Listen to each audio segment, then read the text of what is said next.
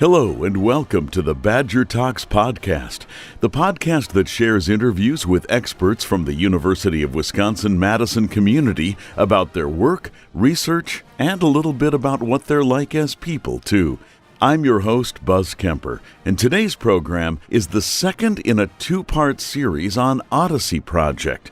We're calling this episode Stories of Courage, the Odyssey Project. Odyssey is a program which offers University of Wisconsin-Madison humanities classes for adult students facing economic barriers to college. The majority of students that participate in the Odyssey Course are from racial and ethnic minority groups and are often overcoming the obstacles of single parenthood, homelessness, drug and alcohol addiction, incarceration, depression, and domestic abuse. Odyssey students report transformative outcomes, and some have even moved from homelessness to bachelor's and master's degrees.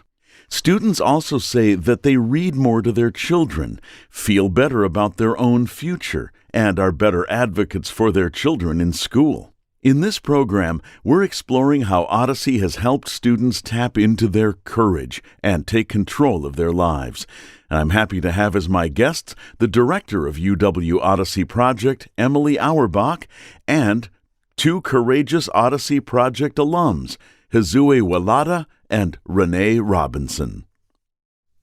So Emily Auerbach, I want to start with you. First of all, welcome back to Audio for the Arts. I mean, it's we have this great history from Courage to Write, and what was your other project? Well, just different things with Wisconsin Public Radio that sometimes you've been the sound guy for. Right. Well, it's terrific to have you back, and congratulations on this project. I've been reading up about how the Odyssey Project works and the amazing things that people are able to accomplish. And so I want to hear stories from Hezouwe and Rene, but I want to start with you just telling us what is Odyssey Project, how did it begin, and give us the baseline so that we know about this wonderful program. Sure. Well, the UW-Odyssey Project is in its 21st year of providing a free jumpstart course in the humanities for adults with financial difficulties. We have helped now more than 600 students change their lives, going sometimes from homelessness to master's degrees, from incarceration to jobs in the community. Whole lives, whole families, whole generations are transformed. It's partly because my passion for it is partly because both my parents came out of poverty through a free college in Kentucky. I did not know So how if you open the door for one member of a family, like my mom from Appalachia with no running water, or my father as a survivor of the Holocaust, coming as a refugee, that if you provide free access to college, dreams can come true in so many ways. And one of the things that I've noticed over the 2 decades of doing the Odyssey Project is the courage of our students and the amazing voices that they have. And, the two students here today for this program with you are good examples of the kinds of courage, the resilience, the overcoming of obstacles that I've seen. For example, Rene, tell us your background. You're now, on our Friends of Odyssey board and everything, but tell us when you came into Odyssey. I came into Odyssey in 2008. However, prior to that, I was living in Chicago. I was a teenage mom, so I had my first son at 16, got married at 17, and had my second son at 18. And throughout that marriage, because I was so young, not to make excuses, but it was rough. It was rocky, and there was domestic violence involved. And so my sister had moved to Madison, and she knew what I was going through and suggested that I move here. And so there was a time in my life that I moved here in December of 1998, and just started to live a life that I had never had. Never, having that time to go to college and grow and to learn myself. So this was an opportunity to learn myself. So fast forwarding, I became a member of Mount Zion Baptist Church, and Malele Chakasa Anana mentioned Odyssey to me. And I did research, found out about it, applied, and got accepted. And it has just transformed my life, especially in regards to writing, having a voice, not being able to speak and explain to people about how I was feeling on the inside. Odyssey released that. So that is a short version of my Odyssey journey. Wow. The topic that we have chosen to be an umbrella to this particular program is courage. So you're a young woman, you're in a violent domestic situation and probably in a poverty situation. Yes. And then you find yourself here and you apply for the Odyssey Project. What did you have to go through internally to even tell yourself, I can do this, or this is something I can try for? I think a lot of people would find their situation hopeless. It would be so easy to just give up. How did you not give up? I think attending church, Mount Zion, finding a church, finding solace, finding group support around me, and always on the inside wanting to know more, wanting to have knowledge, thinking back about the things that I didn't do, kind of like that guilt about you didn't, weren't able to do this, weren't able to do that. And so I thought that this would be an opportunity to jumpstart, my education. And another thing about Madison is a college town. Yes. Everybody's in school. Everybody's learning. Everybody's, wanting to go. So when you're in that atmosphere, around people, especially at my church, that was motivating too. So just the desire, I had a desire to want to be better, to want to know more, and to want to become the person on the inside that I always wanted to be. And you are now a writer and a singer. Yeah, terrific. And is it stories, poetry? What kind of writing are you mainly interested in? I'm interested in all types of writing, but do I want to say truth? Documentaries? Oh, yes. Knowledge? More, finding out. I love history. I love politics. And so being able to journal and write these things and put my expressions to them is so fulfilling. It is so fulfilling. And it gives me the strength and the courage to move forward in a positive manner, not to be distracted by all of the things around us that can be so very distracting. And so that's motivating.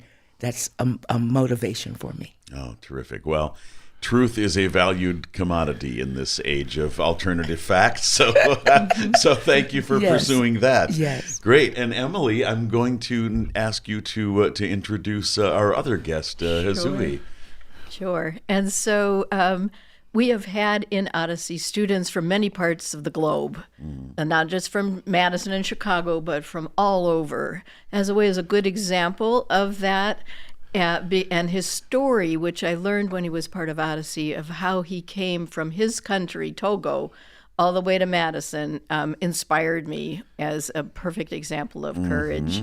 Can you tell us about what you did to get an education? I read a little bit about this, and I can't wait to hear this from your own mouth, because this is quite a story. Yeah. Okay. I'm from Togo, and Togo is one of the smallest country in West Africa, and I'm from a small village in north of Togo called Kumea. So when I was 7 years old, in my village, a tragedy hit the village, from malaria epidemic, and we lost almost half of the population. And within those lost, I have my cousins that perished. And since then, I felt a little bit guilty. I said, okay, there's nobody to help us. Nothing has been done. We don't have any healthcare system. We didn't have any clinics and no hospital in that small village. So as one morning, I told myself, you know what, I want to be a doctor. I want to do something about this. This is not going to keep happening, because if we don't take this matter in our own hand, who will? So I took upon myself, and I went to talk to my dad. I told him, Dad, I want to go to school. I want to become this doctor and come and, build a clinic for our people, because if you don't do that, nobody's not going to do it. So we don't want this thing to happen again, in the future. So we got to do something about it. First of all, my dad even laughed a little bit. I was going to ask, did he support that, or how did he react to that? He laughed. He laughed because he know that the nearest school was 30 miles away. And we don't have any passage, like any route connecting our village to that school. So to go to the school, you have to go through, bushes, mountain, and climbing all that. And like I said, back round trip will be 30 miles. And he told me that he reminded me about that, road and what the danger and everything. And I convinced him. I told him I can do this, and I back up my my argument with what happened with our cousin and all that. Nobody's gonna kill him. And he said, "Okay, you know what? You can do it." But as a male child in African community in a village, so there's a lot of chore to be done before you leave in the morning. So that means doing like getting up very early in the morning, getting firewood, fresh water from the stream, take out for the animal, like I'm talking about the goat and all that. And he said, if I can do that before, I can go. And I started that journey. So tell me about your schedule then. So you had to get up, take care of the animals. Yes. And then walk. And it was 15 miles 15 each miles, way. 15 miles. So when I go in the morning, I stay there until dawn and then walk back. And I think you were barefoot with your feet it was bleeding. barefoot too. You were barefoot. You were barefoot too, bleeding. Wow. That's just, it's almost unimaginable. That's Yes. And this is and then how long was the school day then? How long? The school finished around 5 p.m. Okay. 5 p.m. And then you'd walk back after. I walk back after that. So when I we didn't have any clock per se, but I would say if I have to estimate the time, roughly when I was coming home, around probably around 8 to 9 p.m. Yeah. Because it was so long, and sometimes I even run sometimes. Yeah. to the bushes. Yeah, I mean, 15 miles. I think that would take me, at my pace, 4.5 or 5 hours. Yeah, that is, wow, that is amazing. And I want to ask too about this malaria outbreak that you mentioned. Was malaria a constant threat in your village, or was this a sudden outbreak that was out of nowhere? It was out of nowhere because as somebody who live in the village, because we don't have any healthcare system, is after the epidemic, and since we have a lot of death, and the official have to come see what's going on, and then that's why they determine after the test it was malaria. Okay. Because like in our village, like I mentioned, we have a lot of stream going on, and then there's no kind of healthcare personnel to advocate, tell you, okay, this is what you have to do to chase with mosquitoes and all that. So because we have a lot of mosquito present in the area. Yeah. And so yeah. Okay.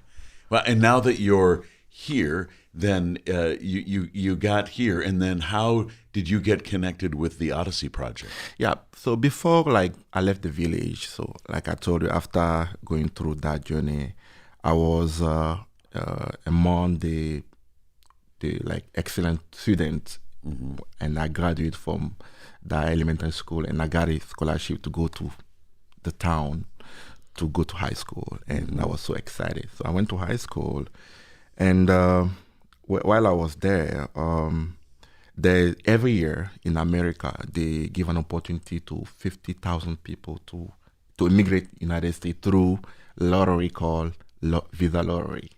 So the luck was on my side. Yes, I said, I was choosing one, and I won the lottery, and I got opportunity to come to Madison. And coming in Madison, I thought everything would be great. I was 17 at that time with no family, like French being the background, and it was really hard because I didn't know where to go. So it was really hard, but through good people here in Madison, and that I call now my home, and they opened the door for me, and I was there with them. And when I came here and the reality hit me, I put my dream on hold. I put my dream on hold. I said, okay, it's not gonna happen. Like I was losing the hope for me becoming a doctor, becoming like physician, and it took me a while because you have to settle, establish, and which the reality of United States is there. And where I was staying, the good family who received me, where I was staying, they said, "Oh, since you love school and you have there's a course, like there's a program at UW called Odyssey. I think you might be a good fit for it. Take a look at it." And I did, and fortunately, I got accepted, and I was overjoyed. And what I did, and I went home. When I got call from Emily that day, like I said, that's it. I went home, and then I took my dream from wherever it was, and then dust it. I said, okay, we are on again. So, wow, amazing! Wow, oh geez, I could talk to you both all day.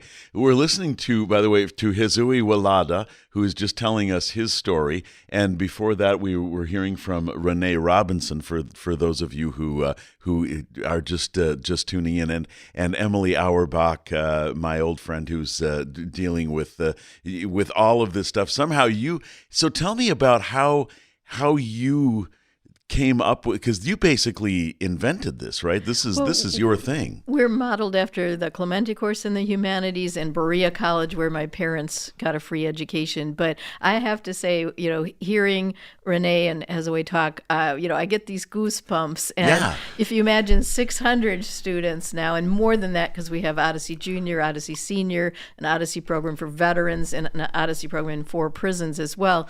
But Hezouwe, just last week, I think it was, got accepted into the, he has his UW bachelor's degree now, and just got accepted into the Master's in Public Health program while he's studying to take the MCATs and apply to medical school. He's going to combine both. And that is, perfect example of just the transformation that you can see is possible if you give people the opportunity and the encouragement and the support. Yeah, and I'm glad that the sort of umbrella title to all this is courage, because I can't imagine, I've talked to people who grew up in the little town I grew up in, and I remember one guy telling me about how he didn't have a lot of money, but he pulled himself up by the bootstraps, and I kind of rolled my eyes because the guy's father was the mayor of the town. I mean, he had really nice bootstraps.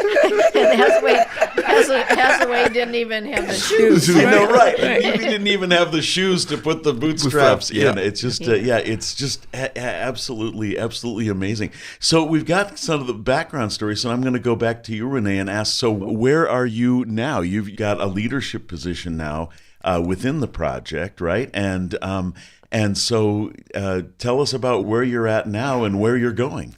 Wow. Well, big questions. That is a big question, because my life changed November 2022. So I was in property management for 24 years. Okay. And I was assistant property manager, and then I became property manager of a community of 7 buildings, 326 apartments, had about 6 or 7 staff. So I'm feeling good. Wow. But the family that owned the property sold the property, and the new company didn't retain me. So my life at my age, because I'm older, I'm 64, and that's happening at 62. So now my life is totally changed. You, by the way, you don't count as older because you're a couple years younger than me. So anyway. So this is like, oh my gosh, what am I going to do? You know, I'm older. There is discrimination in age. You know, how am I going to find a job? What am I going to do? And just the courage that I had gained with the help of Odyssey. You know, I can do it. Yeah. I can do it. And so I hadn't written a resume. In forever. Right. Terrific.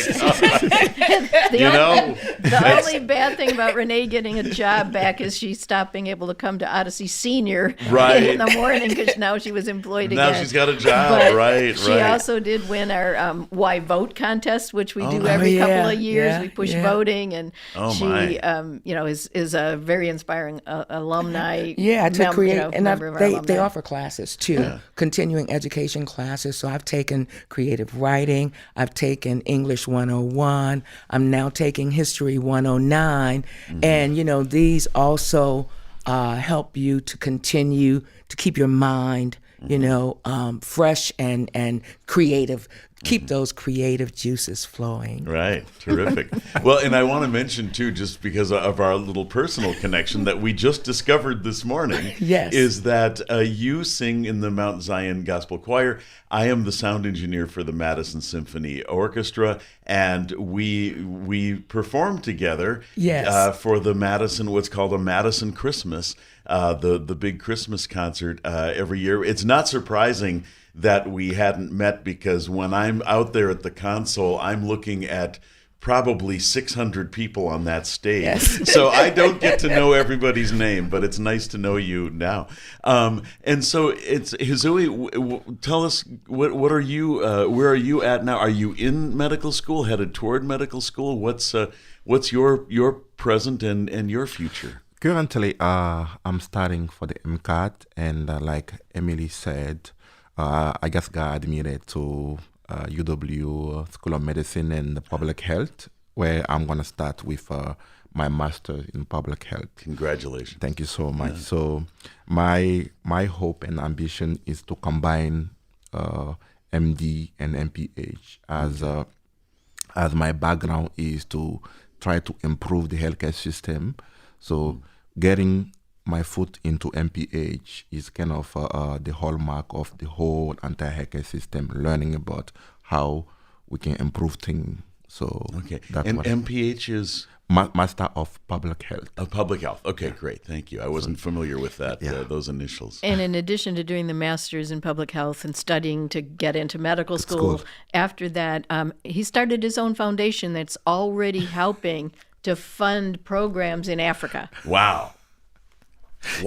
Yes. The ambition of you. Yeah. I tell you, I feel like I'm going to have to start getting up earlier and doing. I thought I was busy.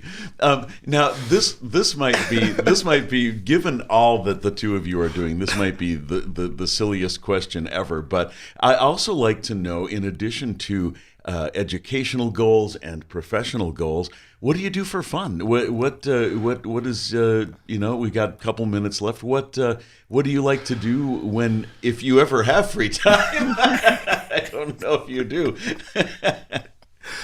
For fun, I like to listen to music. I love music, and I like reading. I like to read a lot, and that's what I spend my time doing, or listen to music. Okay, terrific. And quickly, name a couple of artists you like, because obviously I'm a studio owner, I'm a music guy. Name a couple of artists that you particularly enjoy. I enjoy listening to Frédéric Chopin. Okay. Which is very, he's what do you call it?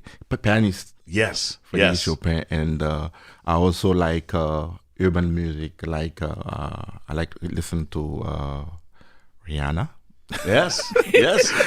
Great. That's great. I love people who have a wide when range I listen of to Rihanna, like some lyrics and melody in background, and sometimes there are some words that Yes.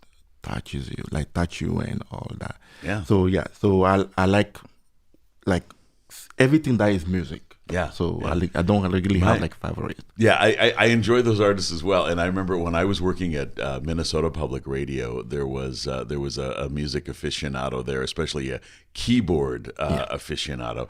And I remember he was the one who introduced me to Frédéric Chopin. Yeah. And he made the sort of pronouncement, which I've never forgotten. He said, "Had no other composer written a single note for the instrument, Chopin alone would justify the existence of the piano." And I thought, that's a big statement, but it's kind of true.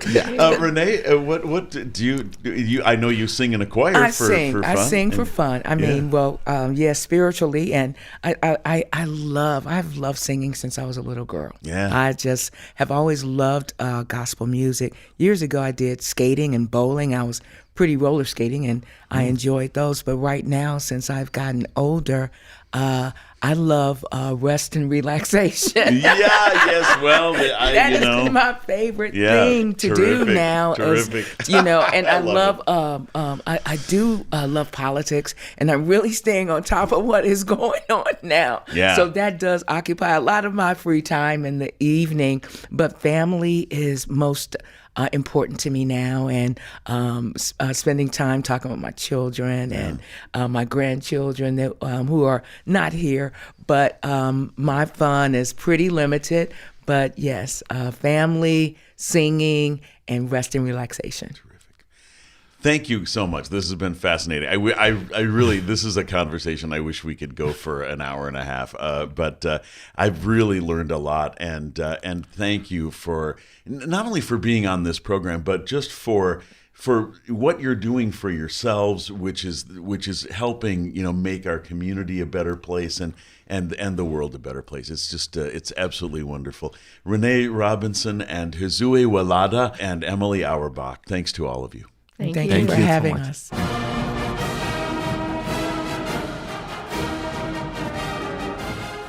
You've been listening to the Badger Talks podcast. I hope you enjoyed this conversation with Director of UW-Odyssey Project Emily Auerbach and Odyssey Project alums Hezouwe Walada and Rene Robinson. Please browse our previous episodes for other topics that may be of interest to you. The Badger Talks podcast is a creation of UW Connects and produced at Audio for the Arts Recording Studios in Madison, Wisconsin. Our music is composed by Julian Olson and performed by the UW Marching Band. I'm Buzz Kemper. Thank you for listening.